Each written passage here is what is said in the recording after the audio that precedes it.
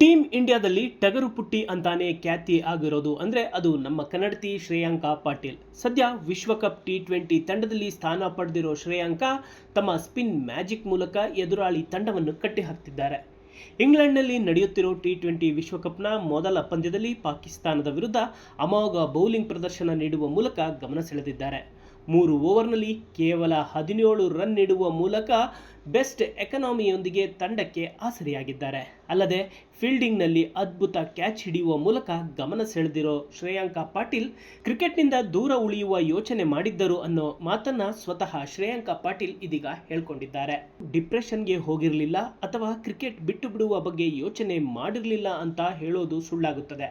ನಾನು ಇಂಜುರಿ ಸಮಸ್ಯೆಯಿಂದ ಮನೆಯಲ್ಲೇ ಕೂರುವ ಪರಿಸ್ಥಿತಿ ಎದುರಾದಾಗ ನಾನು ಡಿಪ್ರೆಷನ್ಗೆ ಹೋಗಿದ್ದೆ. ಆದರೆ ನನಗೆ ಬಿಟ್ಟು ಕೊಡುವ ಇಷ್ಟವಿರಲಿಲ್ಲ. ನಾನು ತುಂಬ ಇಷ್ಟಪಡುವ ಆಟವನ್ನು ಅರ್ಧಕ್ಕೆ ಬಿಡಲು ನನ್ನಿಂದ ಆಗುತ್ತಿರಲಿಲ್ಲ. ಆದರೆ ಇಂಜುರಿ ಸಮಸ್ಯೆಯಿಂದಾಗಿ ಕ್ರಿಕೆಟ್ಗೆ ಗುಡ್ ಬೈ ಹೇಳುವ ಪರಿಸ್ಥಿತಿಯಲ್ಲಿ ನಾನು ಇದ್ದೆ. ಆಗ ನನ್ನ ಬೆನ್ನಿಗೆ ನನ್ನ ತಂದೆ ನಿಂತರು. ನಿರಂತರವಾಗಿ ನನ್ನ ಜೊತೆ ಮಾತನಾಡುತ್ತಾ ಧೈರ್ಯವನ್ನು ತುಂಬಿದ್ದರು. ನನ್ನ ಇಡೀ ಕುಟುಂಬವೇ ನನ್ನ ಜೊತೆಗಿತ್ತು.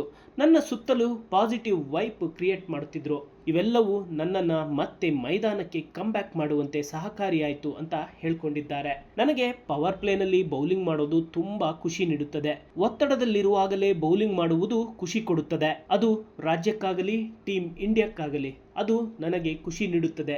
ನಾನು ಮೊದಲಿನಿಂದಲೂ ಅದನ್ನೇ ಫಾಲೋ ಮಾಡಿಕೊಂಡು ಬರುತ್ತಿದ್ದೇನೆ ಅನ್ನೋ ಮೂಲಕ ತಾವು ಡಿಪ್ರೆಷನ್ಗೆ ಹೋಗಿದ್ದರ ಬಗ್ಗೆ ಶ್ರೇಯಾಂಕಾ ಪಾಟೀಲ್ ರಿವೀಲ್ ಮಾಡಿದ್ದಾರೆ. ಇನ್ನು 2024ರ ಜುಲೈನಲ್ಲಿ ಪಾಕ್ ವಿರುದ್ಧದ ಏಷ್ಯಾ ಕಪ್ ಮ್ಯಾಚ್ ವೇಳೆ ಶ್ರೇಯಾಂಕಾ ಕೈ ಬೆರಳಿಗೆ ಗಂಭೀರ ಪೆಟ್ಟು ಬಿದ್ದು ಮೂಳೆ ಮುರಿದಿದ್ದ ಕಾರಣದಿಂದ ಟೂರ್ನಿಯಿಂದ ಹೊರಬಿದ್ದಿದ್ರು. 14 ತಿಂಗಳುಗಳ ಕಾಲ ಕ್ರಿಕೆಟ್ನಿಂದ ದೂರ ಇದ್ದ ಕನ್ನಡತಿ 2 ಕಾಲುಗಳಲ್ಲಿ ಮೊಣಕಾಲಿನ ಸಮಸ್ಯೆ, ಎಡಗೈ ಹೆಬ್ಬೆರಳಿನ ಮೂಳೆ ಮುರಿತದಿಂದ ಕ್ರಿಕೆಟ್ನಿಂದ ಲಾಂಗ್ ಗ್ಯಾಪ್ ತೆಗೆದುಕೊಳ್ಳಬೇಕಾಯಿತು.